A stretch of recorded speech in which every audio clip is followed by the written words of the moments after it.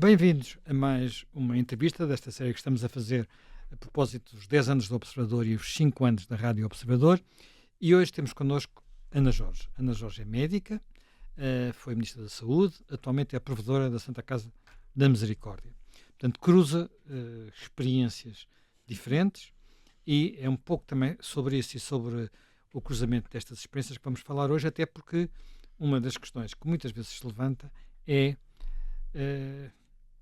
os hospitais, por exemplo, queixam-se muito de que funcionam como a segurança, em vez da Segurança Social, substituem à Segurança Social. Isto é, que há muitos doentes que poderiam ter alta, mas que não têm, ou porque não têm famílias, ou porque não há onde acolhê-los em certos casos em que não precisam dos cuidados diferenciados de um hospital, mas precisam de acompanhamento.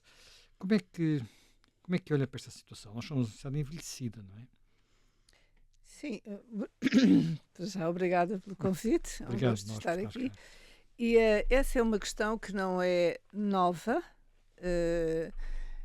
na saúde, embora nos últimos anos tenha-se vindo a agravar e que tem a ver com aquilo que disse, que tem a ver, obviamente, com o envelhecimento da população e, portanto, à medida que a população vai envelhecendo, o que é bom porque significa que hoje se vive mais anos do que se vivia aqui anteriormente, mas também uma série de patologias e de doenças que são próprias quer do envelhecimento, quer da própria estrutura da pessoa, ou porque teve uma vida em jovem menos saudável e, portanto, vai acumulando. E como se tratam, ficam mais dependentes. E as questões da sociedade que, de certo modo, se desresponsabiliza, ou pelo menos a vida, a organização familiar e social não facilita, muitas vezes, a alta dessas pessoas dos hospitais. E, e quando, no fundo, aquilo que se sente, e agora eu diria, enquanto profissional de saúde, eu vivi esse problema, não na minha especialidade, porque eu sou pediatra e, de facto, isso não é muito frequente acontecer. A criança, existe, mas é raro. Na área dos adultos isso é verdade, que muitas vezes os doentes ficam muito mais tempo do que aquilo que seria necessário naquele tipo de hospital. Pronto, isso, e que nós costumávamos dizer que era de facto não havia resposta a nível social. É verdade, é um pouco verdade, mas é verdade também aquilo que eu disse, que tem a ver com a organização da sociedade.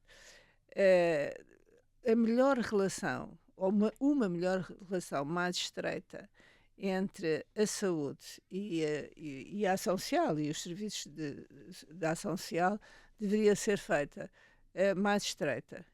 Também a relação entre cuidados subprimários ou cuidados de proximidade e os hospitalares e a área social devia estar acompanhada. E isso às vezes não acontece. É um bocadinho, não temos resposta e, É portanto, às vezes ou é quase sempre? a relação Digamos, não. há assistentes sociais, um pouco por todo lado, mas até que ponto, por exemplo, é que nós somos, ainda por estes dias, saiam indicações, no caso concreto das mulheres, enfim, os homens já de ser, se calhar até é pior em alguns aspectos, mas no caso concreto das mulheres, com mais de 65 anos, um terço dos anos de vida não é vivido com saúde, ou pelo menos com a saúde que se esperaria.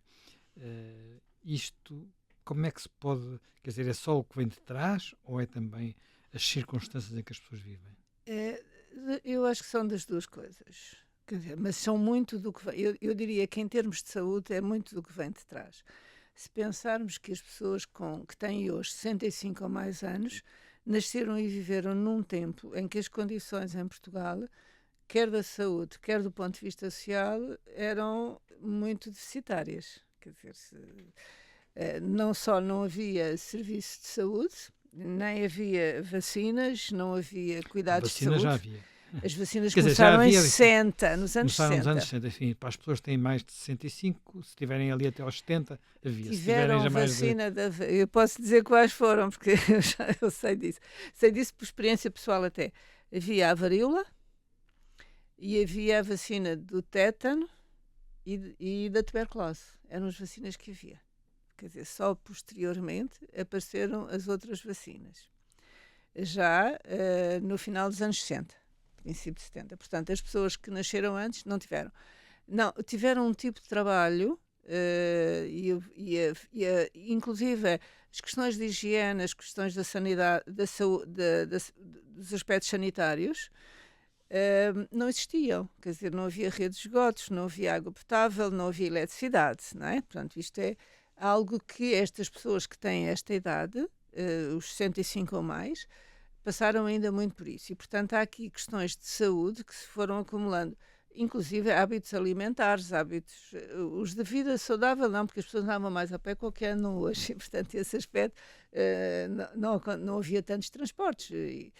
E não estamos a falar das pessoas de Lisboa, estamos a falar das pessoas do país, não é? Exatamente. E até porque as questões são mais complexas, desse ponto de vista de saúde, na população do interior ou fora mais dos grandes centros ou das periferias das grandes cidades. Nós chegámos aos meio dos anos 70, havia na periferia de Lisboa, ainda não havia saneamento básico nos anos 70, em alguns bairros. E, portanto, esses bairros eram complexos, não é? Portanto, com o número de doenças que hoje não existem, como febre tifoide ou hepatite A, existem, mas são escassos, não é?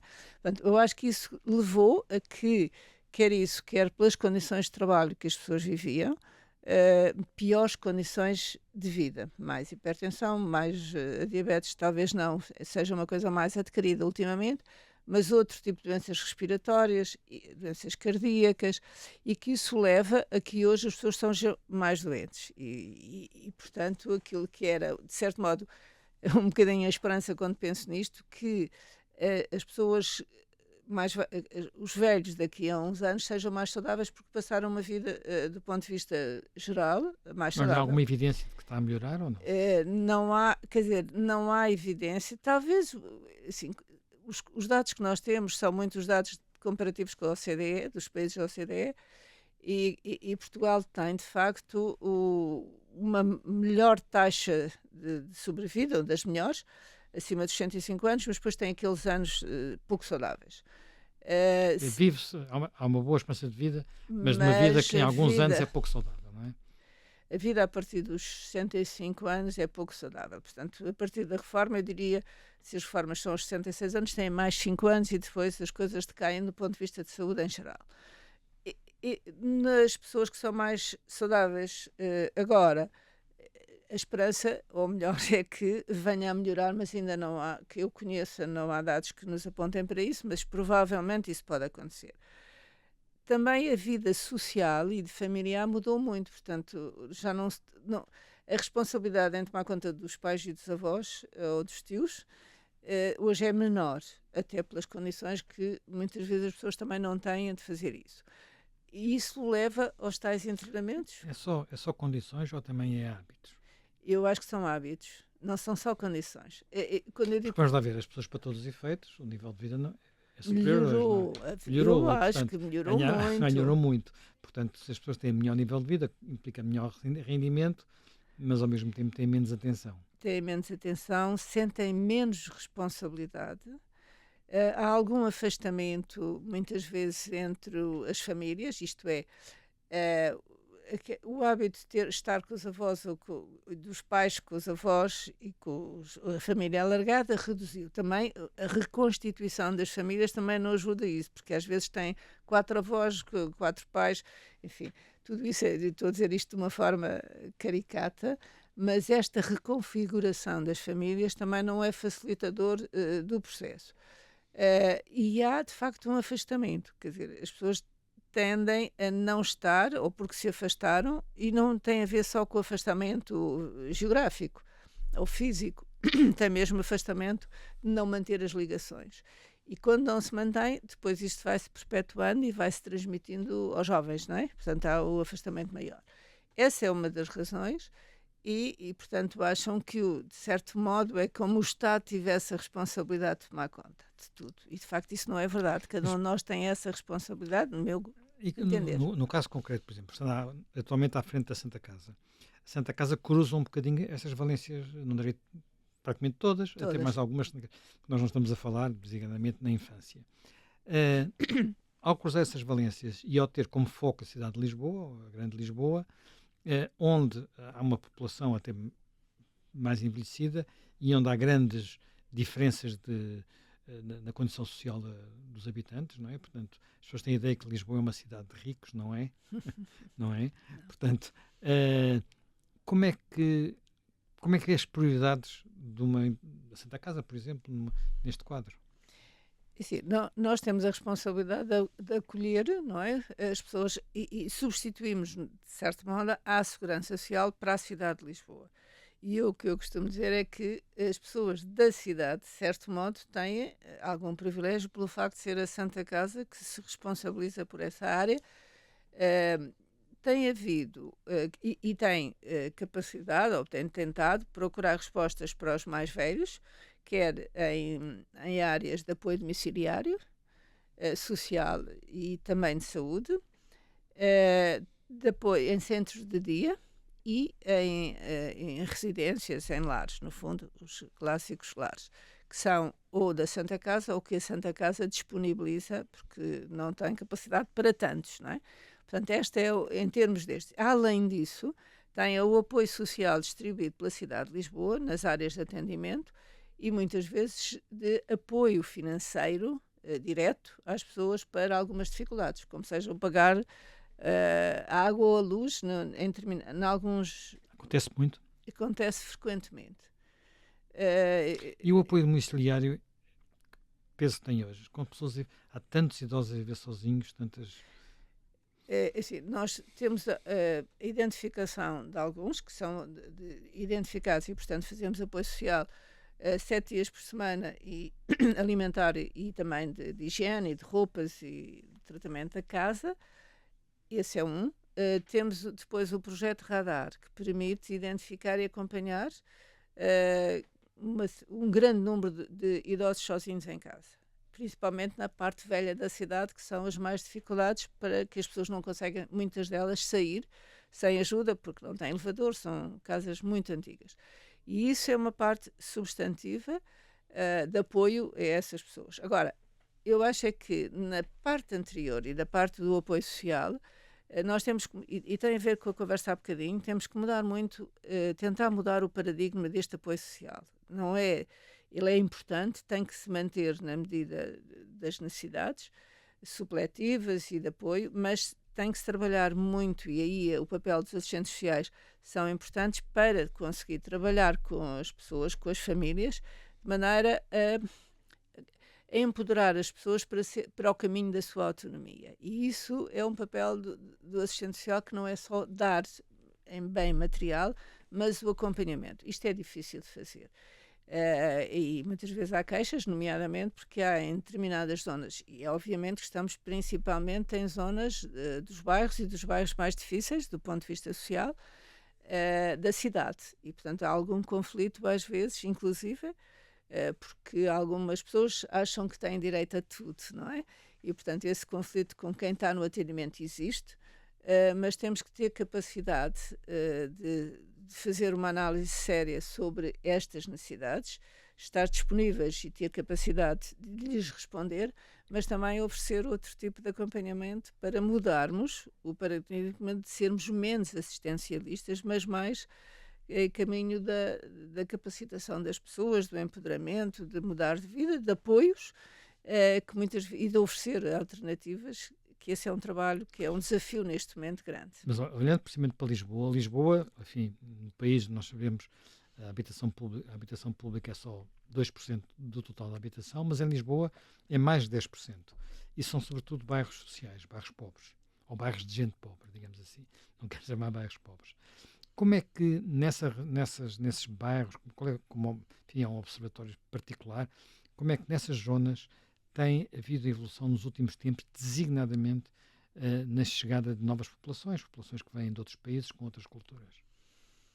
Esse é um desafio grande, não é? Mas nós aí, eu acho que a Santa Casa tem um trabalho que tem vindo a fazer e que temos que aumentar a capacidade de intervenção, e que este ano se abriu já 2 novas creches e que no fundo ou abriu ou substituiu, mas com aumento de capacidade, e que no fundo é o comer, e onde se receberam algumas crianças que não são de nacionalidade de origem portuguesa, que são muitas com migrantes ou refugiados.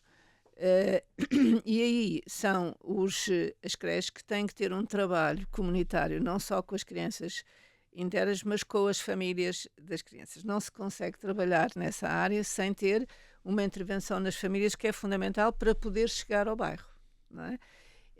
E esse é um trabalho que é feito pelo pessoal da creche, pelo pessoal e pelos outros colaboradores que trabalham na área da intervenção social, permitindo chegar próximo, recebê-los e tentar caminhar para uma verdadeira integração e, no fundo, de facilitar o processo de integração destas pessoas, ou com a língua, com a tentativa de os apoiar na procura de emprego, porque aquilo que eu acho que a Santa Casa também pode fazer e deve, nesta área de apoio social, que é o apoio a conseguirem arranjar um emprego para poderem ser independentes. E esse é o verdadeiro trabalho social, que é o trabalho, um dos verdadeiros trabalhos sociais, que é tentar empoderar as pessoas, tentar apoiá-las no sentido de, muitas vezes, as questões da língua, dos hábitos culturais não são fáceis, de poder ser o facilitador para esse processo. E só assim nós conseguimos intervir mudando a própria natureza através das famílias e destas pessoas, de maneira que o trabalho do bairro se possa ser mais forte e trabalhar com as outras estruturas do bairro. Quer dizer, a Santa Casa está, mas como existem em alguns outros bairros, existem associações de moradores, associações do bairro, e nós devemos ter um trabalho de parceria para poder não só potenciar o trabalho de uns e de outros e também chegar a mais pessoas de outra forma diferente, identificando-os. É um trabalho que nunca está terminado, que ainda por cima, neste momento, com a vinda de tantos migrantes, fundamentalmente migrantes, é um desafio permanente e os pedidos à Santa Casa têm aumentado substancialmente nesta faixa dos migrantes que estão em grande número na cidade de Lisboa, nomeadamente quer no apoio alimentar, ou muitas vezes também de apoio de habitação, e essa habitação não é da nossa responsabilidade direta, não é? Mas tem-se tentado encontrar soluções. Nós já temos muito pouco tempo, os temas são muitos, e eu gostava só de pegar num tema que está no seu artigo, e que é aquilo que chama a aproximação entre os profissionais de saúde e os profissionais do setor social. O que é que quer dizer com isso? O que é que o médico deve ser assistente social, o enfermeiro deve ser assistente social, o assistente social tem que saber mais de saúde? Cada um tem a sua competência e o seu saber. Porque a tendência é para a especialização, não é para a banda larga. Mas agora, aquilo que nós devemos caminhar é para um trabalho de integração de equipas multiprofissionais, portanto, com as várias componentes de aporte do seu componente científico, e que todos eles são importantes para a resolução das questões da população. E isto é válido em todos os níveis da área dos diferentes cuidados. Obviamente que é muito maior quando estamos a falar em saúde de proximidade e na doença crónica, que é no fundo aqueles que nos tocam mais, aqui neste caso da Santa Casa. E se nós não trabalharmos em equipas multiprofissionais, integração de cuidados e ter e ser muito colaborativo no sentido de poder trabalhar com as outras parceiros da comunidade, nós não conseguimos responder. Nem nós, nem ninguém. Quer dizer, hoje em dia, pela complexidade dos problemas, pela complexidade da vida e das respostas que são necessárias, temos que ser cada vez mais colaborativos e respeitando-se um ao outro, mas eu não sei o que o outro sabe, mas nós dois juntos sabemos mais do que um individualmente. É nesse sentido que eu acho que a aproximação tem que ser feita, e tem que ser feita a todos os níveis de cuidados, mesmo a nível do hospitalar. Bem, muito obrigado.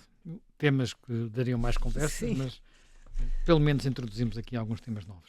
Muito obrigado.